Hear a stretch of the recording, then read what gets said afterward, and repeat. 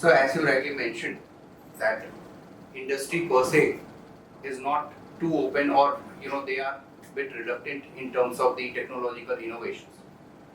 So according to you, what technological advancement or innovations are highly recommended for fermentation, ethanol fermentation for both molasses and grain-based?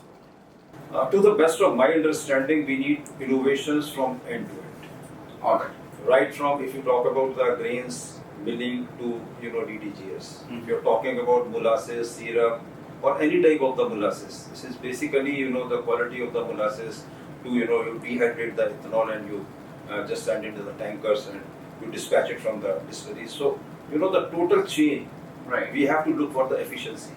And as I said, the most important, the most critical unit operation is the fermentation, where you are going to recover ethanol from the alcohol from the sugars which you are having in your raw material.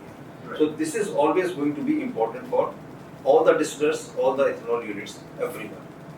And number two, which is going to become very important, is you need some support from the so-called waste or from the byproducts of the ethanol industry. Today, if we are talking about a system, if we are talking about sugar or ethanol or any other product, we are talking about the entire value chain. Right. What we can get out of the entire value chain, the exploitation of the entire value chain. Today, if we are having the CO2 from the fermenter gases, what we can do with that gas? Can we have the liquid CO2? Can we have the dry ice? Can we convert this CO2 to directly into ethanol, the 4G we are talking about? Right. Or the ash which we are getting in the boilers, in the molasses based distilleries or the ethanol units, can we recover the potash? We are doing it. Or it can be converted into a potash-rich fertilizer also. That way, in the grains, if we talk about the grain-based ethanol units, you are having the DDGS. Right.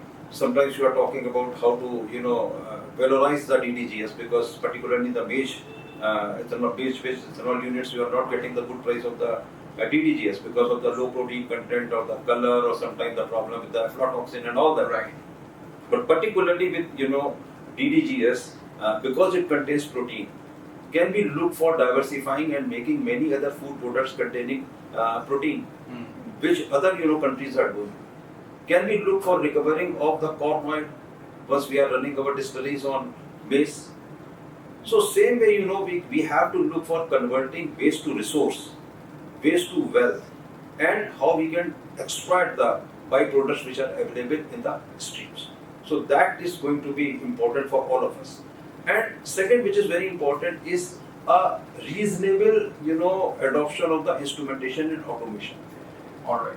So just to minimize the human interventions and any negligence out of it, just to improve the efficiency, because on and off you are talking about the efficiency. So if we want to increase the efficiency, the level of the efficiency, we have to have the reasonable instrumentation and automation too. This is important.